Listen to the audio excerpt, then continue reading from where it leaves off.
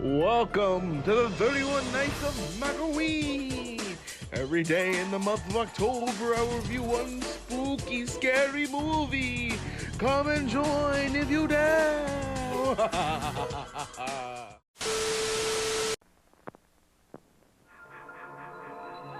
1, 2, 3, 4, 5, 6, 7, 8, 9, 10, 11, 12.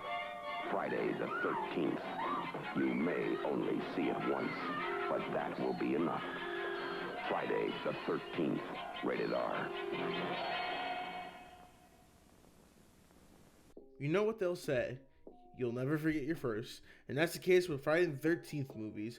Last year I covered my favorite film in the franchise in part 3, which I stated helped launch the series into being the cultural mainstay that it is today. But it's time to pay respects to the OG. 1980's The original Friday the 13th is such a quiet and tame film compared to the follow-up films. It's much more of a build-up to the kills and more thriller than slasher. For starters, Jason wasn't even the slasher. Spoiler, it was his mom, Pamela Voorhees, who was played tremendously by the late Betsy Palmer. It's easy to forget that Mrs. Voorhees was the first killer in the entire franchise, not Jason. We only get a glimpse of Jason at the end of the movie. Legendary. Another aspect of the film that I enjoyed a lot is its aesthetics. You really feel like you're in the 80s summer camp with some gorgeous cinematography and tremendous set pieces. And the last aspect of this film I can enjoy would be the thriller/slasher element. You see, what sets this film apart from a lot of later films in the series is that there's a build-up to the kills.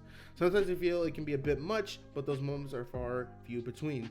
I think one of the only downsides I have with this movie is that it feels like a short movie. The runtime clocks in at 95 minutes, but it feels more like 88. But I get it, they didn't know what the series would turn into, so they kept it small. Friday the 13th was released on May 9th, 1980 with a budget of $550,000 after running the box office and go on to gross $59.8 million worldwide. Overall, if you're looking for a nice, quiet horror film, watch the original Friday the 13th. It's not the flashiest of the entire series, but it succeeds in being the first of a very good franchise. I'm going to give Friday the 13th an 8 out of 10. Stay tuned for Night 19.